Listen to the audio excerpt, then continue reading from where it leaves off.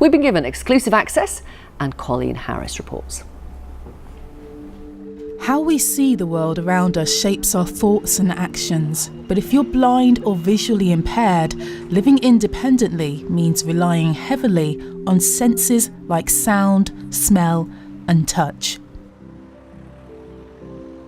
Braille, the system of reading raised dots that signify letters of the alphabet, has been around for nearly 200 years, but today just 8% of blind or visually impaired people in the UK use it.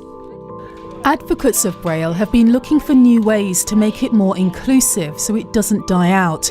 We've been given exclusive access to new customised Lego Braille bricks being tested by these children at a specialist school in Worcester. They've had the bricks since November, so what do they make of them? Well, it's like you're touching a language, to be honest, and it's just so cool to use. So you were saying it's really clunky to use, so with the Braille bricks, it's a lot more fun because you love them, don't you? I love Lego. It's just so cool. I've got a box like that wide and that tall, full of it. Of Lego Braille bricks? Full of it. No, just Lego. I think the idea definitely would be great for kind of younger children because, you know, they really like Lego, so they'd really enjoy themselves. But because I've spent so long reading Braille on paper, it almost feels a bit strange because the Braille's a lot bigger. So it's kind of like, oh, what? So you might see two dots and go, oh, it says that. And you see two more and says, actually, no, it can't be that. It's got to be that. The use of Braille, what does that allow you to do? You know, in terms of living and getting about, what difference does it make to how you feel? It empowers every Braille user because before Braille, we wouldn't have been able to walk around a shop and find the right medication or go to a restaurant and order our own food. And what about you, Paige? I use Braille all the time because, like Tobias, I have a Braille strip, but it's so much easier for me. And honestly, Braille's invaluable. Like when I'm revising for my A-levels, I like reading Braille textbooks as well because sometimes it's just an easier way of taking it in to physically read it than to listen to my voice speech software read it for me. So you've got options? Yes. This is a different kind of Lego experience. The children are encouraged to find Lego letters for spelling or numbers for maths, but it's still compatible with the Lego building system.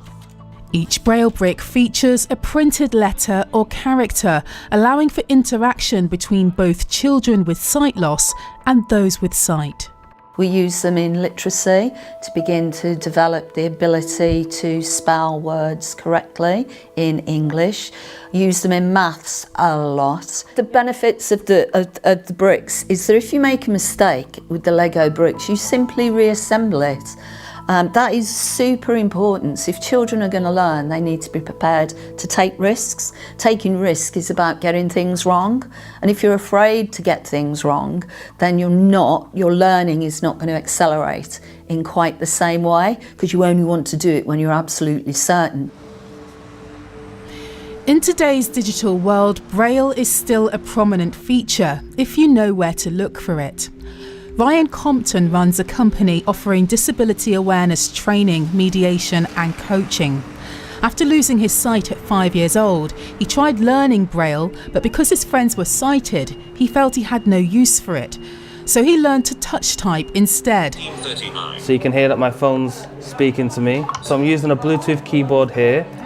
That connects up with two AA batteries, and I'll just type something. Ryan uses an app on his smartphone to send and receive emails. He says Braille shouldn't be used in isolation. I think it should be engaged in part of your curriculum from a young age.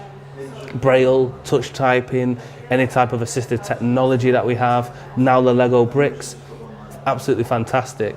But it should never be one or the other. We should be given options, and it's preference. Some people would like to use one more than the other, but it's usually a combination that's going to work. There's more than 350,000 people registered blind or partially sighted in the UK. 12,000 are under 17 years old. The plan is to eventually distribute Lego Braille bricks for free to selected schools by 2020. I was brought into the project as a consultant, mainly due to my insights into how it is to be visually impaired.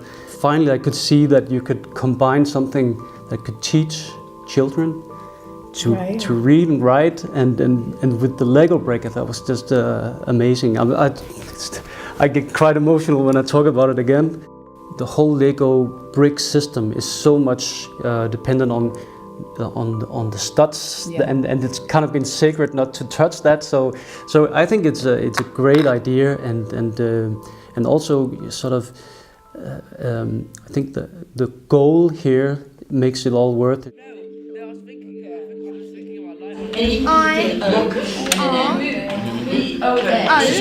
It's hoped that bringing Braille into the modern world like this can help empower blind and partially sighted children to reach their full potential of independence. I'm just saying. Colleen Harris reporting. I have got a couple of messages about this, bear with me.